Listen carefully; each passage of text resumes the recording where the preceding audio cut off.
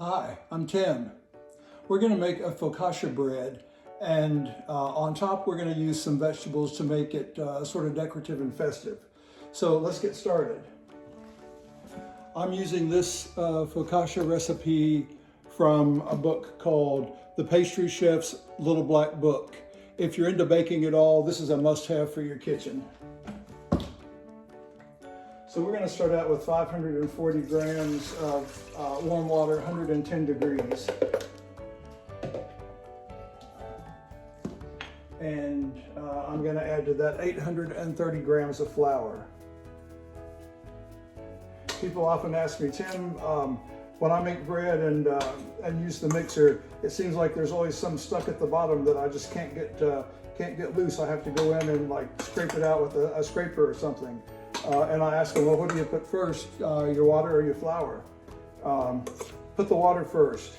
If you put the flour and water on top of it, you're always going to have to go in and scrape.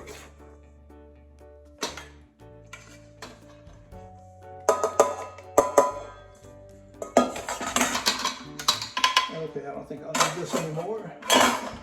We're just going to put this on a really low temperature. Hopefully you can still hear me. I'll try to talk above.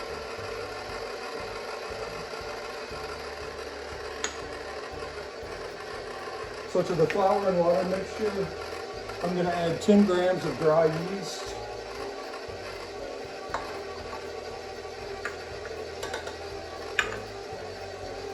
(20 grams of salt,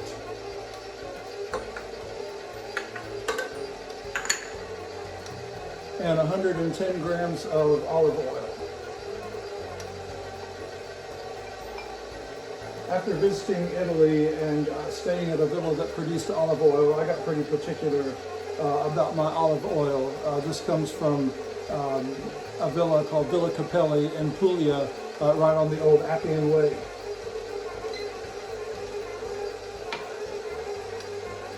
That's really all there is to it as far as the dough. This will mix slowly for a couple of minutes, and then I'll run the speed up to medium and give it 3 to 5 more minutes to mix and kind of start developing the gluten.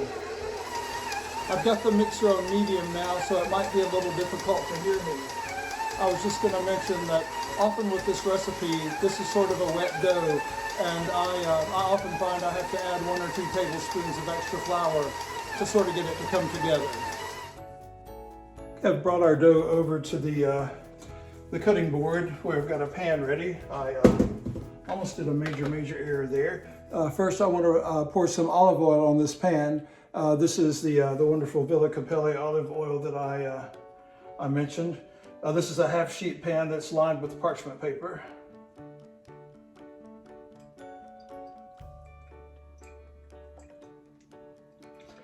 You really can't use too much olive oil with this particular bread.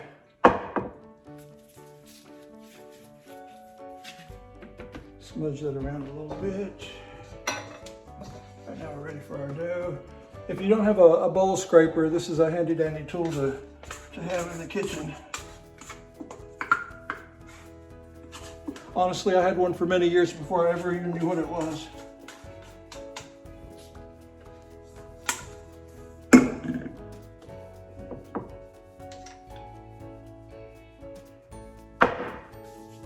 A little bit of olive oil in my hands and just kind of roughly shape this. It's going to sit and rise, and then we're going to shape it again, but this is just kind of a rough shaping.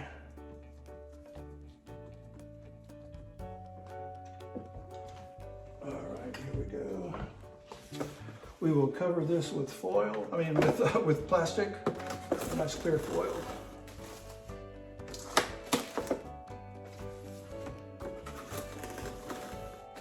I don't really want this tight, just sort of loosely covered to keep it from drying out, but not tightened around the edges, or it would keep the dough from rising.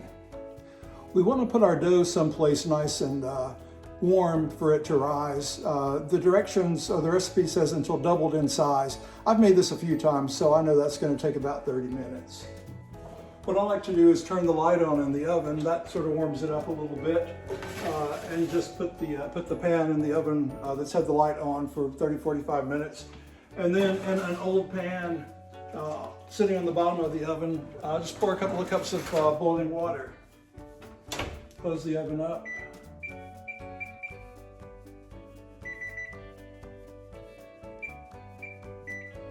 And in 30 minutes, we'll do some shaping and see how pretty we can make this loaf of bread.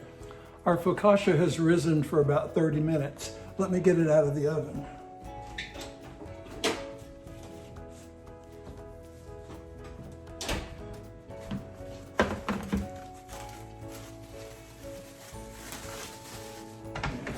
Cover it off.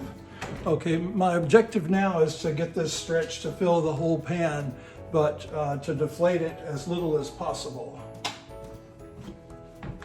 I'll use a little bit of olive oil to help me with that task.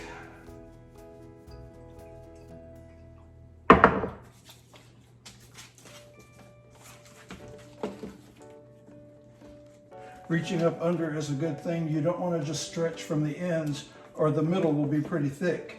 You want to try to keep a uniform thickness throughout the entire loaf, if we can call it that, of focaccia.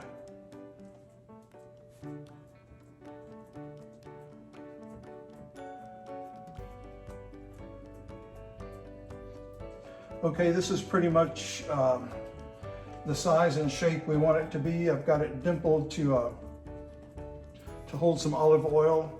I'm going to give it just a little drizzle right now. So like I told you, we're going to make this pretty. So I'm going to use the vegetables I've got here to the side and basically make some designs and decorations.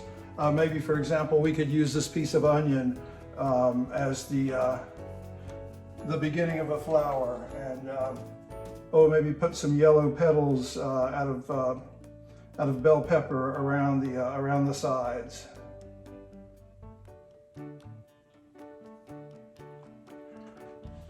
I've got some spinach and an onion that I can use as leaves.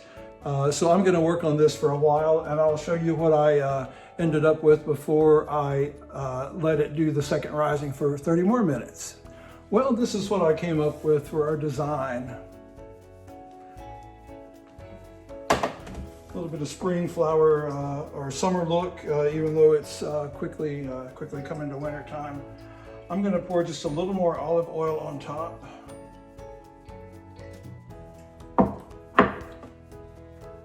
Along with a little bit of coarse salt.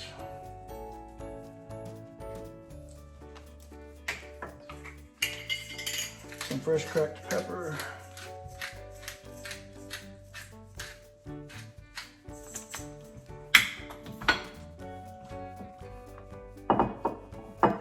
And I'm going to wrap this with plastic again, just loosely covered, not wrapped, and let it go through the second rise for 30 more minutes in the oven. In the oven, don't be confused, in the oven with the light turned on and a pan of warm water in the bottom. The oven is not turned on at this point. Let's check on the second rise.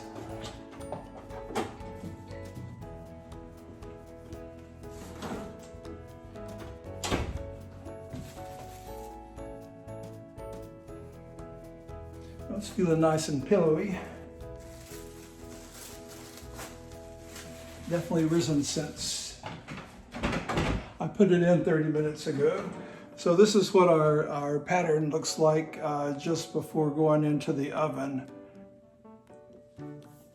It'll cook nicely, somewhat like a pizza. So this goes into a 400-degree oven for about 12 minutes. I just happen to have the top oven preheated. I can't wait to see what it looks like when it's finished. I think our focaccia should be ready, done and ready to come out of the oven now.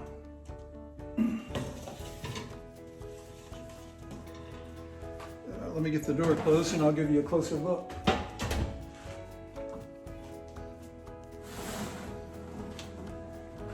Well, this is how our focaccia baked off. I'll let it cool in the pan for about 5 or 10 minutes, and then I'll take it off and let it sit on a rack so the underside of the crust can crisp up a little bit.